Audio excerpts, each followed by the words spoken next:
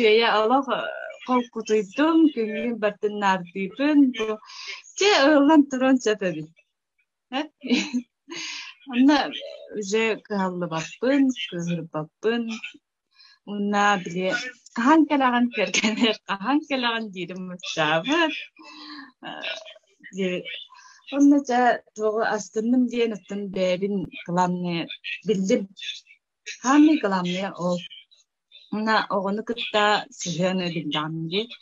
Oğa var birine programımıza atınlık sıhhane ulakan olbar.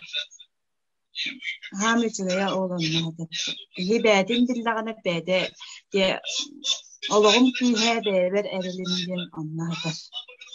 Kom sanattan kıtarı bile hayır ki pas kalonlar bir kada hami bile ki tuga kom sanat hadır bulaydı. Min tohtan kayır tabiri etiyem ha. Orut bəyber bile erilim hok olan. Min canlarga bile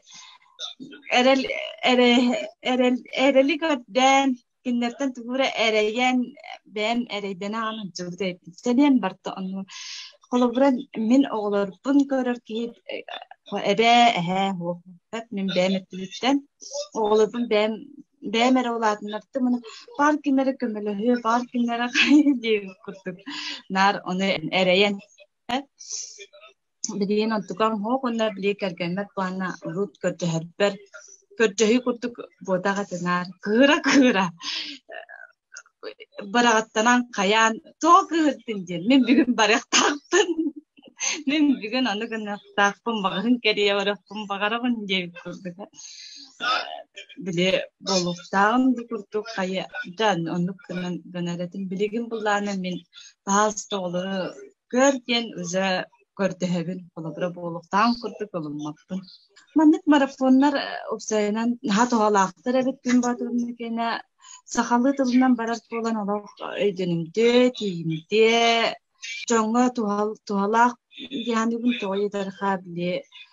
Nahal baqki kıcık bätin bilbekke tasayketin körü haccar bollağı Antun min bu kalabura bämeme kasaykeni göre haçıbıt diye bu marafonu kire min bäm deke kayhamın bäber erellak bolarım tuğlar ilelestim bireme hem bir bağırıp ki ham bar bireme köster